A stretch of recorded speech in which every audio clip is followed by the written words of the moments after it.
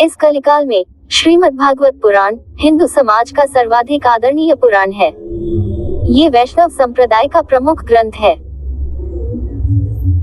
इस ग्रंथ में वेदों, उपनिषदों तथा दर्शन शास्त्र के गूढ़ एवं रहस्यमय विषयों को अत्यंत सरलता के साथ निरूपित किया गया है। इसे भारतीय धर्म और संस्कृति का विश्वकोश कहना अधिक समीचीन होगा। सैकड़ों वर्षों से यह पुराण हिंदू समाज की धार्मिक, सामाजिक और लौकिक मर्यादाओं की स्थापना में महत्वपूर्ण भूमिका अदा करता आ रहा है।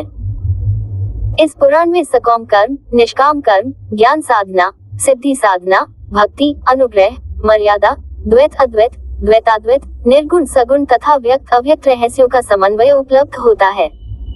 श्रीमद्भागवत पुराण वर्णन की विशदता और उदात्त काव्य रमणीयता से ओतप्रोत है। ये विद्या का अक्षय भंडार है।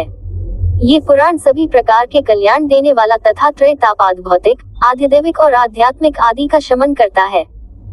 ज्ञान, भक्ति और वैराग्य का ये महान ग्रंथ है। इस पुराण में 12 स्कंद हैं, जिनमें विष्णु के अवतारों का ही वर्णन है। नैमिषारण्य में शंकादि ऋषियों की प्रार्थना पर लोमहर्षण के पुत्र उग्रश्रवासु जी ने इस पुराण के माध्यम से श्री कृष्ण के 24 अवतारों की कथा कही है। इस पुराण में वर्णाश्रम धर्म व्यवस्था को पूरी मान्यता दी गई है तथा स्त्री, शूद्र और पतित व्यक्ति को वेद सुनने के अधिकार से वंचित किया गया है। ब्राह्मणों को अधिक महत्व दिया गया है। वैदिक काल में स्त्रियों और शूद्रों को वेद सुनने से इसलिए वंचित किया गया था कि उनके पास उन मंत्रों को श्रवण करके अपनी स्मृति में सुरक्षित रखने का न तो समय था और न ही उनका बौद्धिक विकास इतना तीक्ष्ण था। बाद में वैदिक ऋषियों की इस भावना को समझे बिना ब्राह्मणों ने इसे रूढ़ बना दिया और एक प्रकार से वर्गभेद को जन्म दे डाला।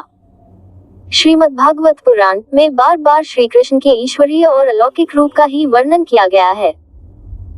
पुराणों के लक्षणों में प्रायः 5 विषयों का उल्लेख किया गया है, किंतु इसमें 10 विषयों सर्ग विसर्ग, स्थान, पोषण, उति, मनवंतर, ईशानुकथा, निरोध, मुक्ति और आश्रय का वर्णन प्राप्त होता है। दूसरे अध्याय में इन 10 लक्षणों का विवेचन किया जा चुका है। यहाँ श्री कृष्ण के गुणों का बखान करते हुए कहा गया है कि उनके भक्तों की शरण लेने से किरातहूण, आंध्र, पुलिंद, पुलकस, आभीर, कंक, यवन और खस आदि तत्कालीन जातियां भी पवित्र हो जाती हैं।